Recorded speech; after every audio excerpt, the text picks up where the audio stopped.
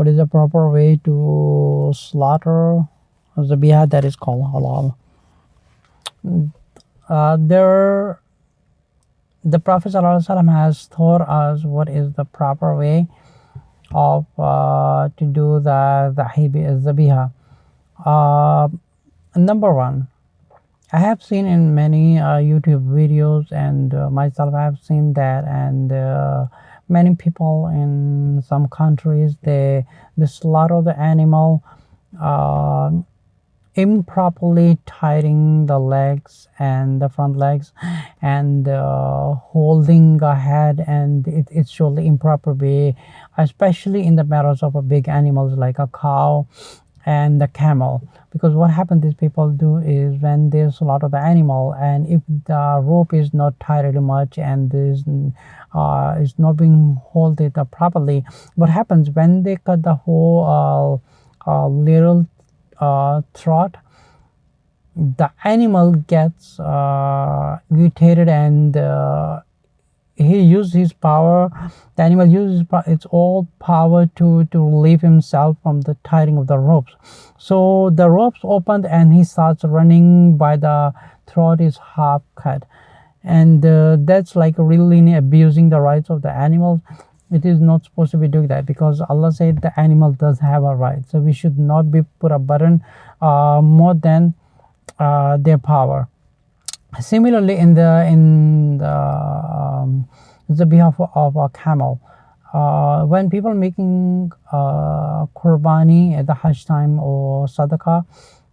they are usually cutting the throats, but the camel is just standing, and they just cut it, and the camel gets crazy, and the camel is running around in the streets, and this is like abusing, this is like torturing the animal. There's a beautiful way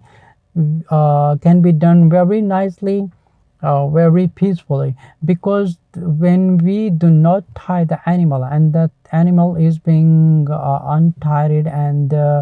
not properly tied, the Prophet ﷺ has taught us how to do a proper way of Zabiha. In order for the animal should not get tortured, should not get any pain, and the way to do that is we have to love an animal who are we going to be sacrificing for Allah, and the knife should be kept away from that animal, and the way it should be tied, it should be so much tied that enough that the animal should not move while cutting the throat. So, and when we cut it, we should not move the knife all the way complete throat. It should be the half cut, and we have to wait until the blood has been rushed out and flowed out completely, and then we have to while sacrificing, we have to keep other animals away from the sacrificing animal. These are the etiquettes of making a zabiha of an animal slaughter in Islam. And the Prophet ﷺ has given the rights of an animal that should not be beaten and should not be put a burden that is more than our power, because the owner of an animal might do that in this dunya, but what's gonna happen in the akhirah? He's gonna get caught up just because of an abusing an animal for not fulfilling his proper rights for an animal.